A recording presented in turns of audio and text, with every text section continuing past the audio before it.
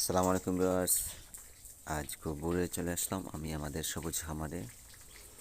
তো গত রাত্রে খুব বেশি বৃষ্টি হয়েছিল, সেই জন্য আমি একটু ঘুরে ঘুরে দেখব আমাদের প্রজেক্টের ভিতরে কোনো কী ক্ষতি হয়েছে, তো সেগুলা ঠিক করার চেষ্টা করব।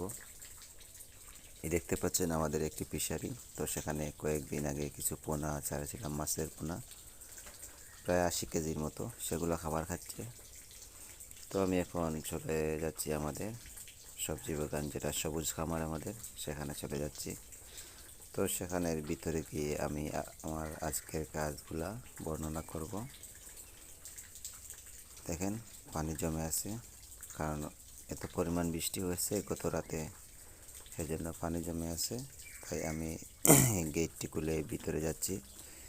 ভিতরে গিয়ে দেখাবো আপনাদেরকে গাছের কোনো ক্ষয় হতে হয়েছে। চলে আসলাম ভিতরে। তো সেখানে অনেক কাদা জমে আছে, প্রতিটি জুড়ের মধ্যে কিছু পানিও জমে আছে, গাছগুলো একটু হেলে পড়েছে। তো সেগুলো আমি ঠিক করে দেবো আস্তে আস্তে। আমাদের বাবুল ভাই আসেনি এখনও, ওনাকে কল দিয়েছি, কারণ উনি এত তাড়াতাড়ি আসার কথাই না, কারণ অনেক দূর থেকে আসতে হয়।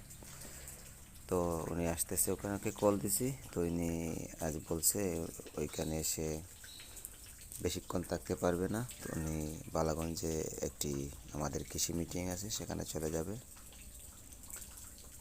তো বন্ধুরা, যারা যারা নতুন আছেন প্লিজ চ্যানেলটি সাবস্ক্রাইব করবেন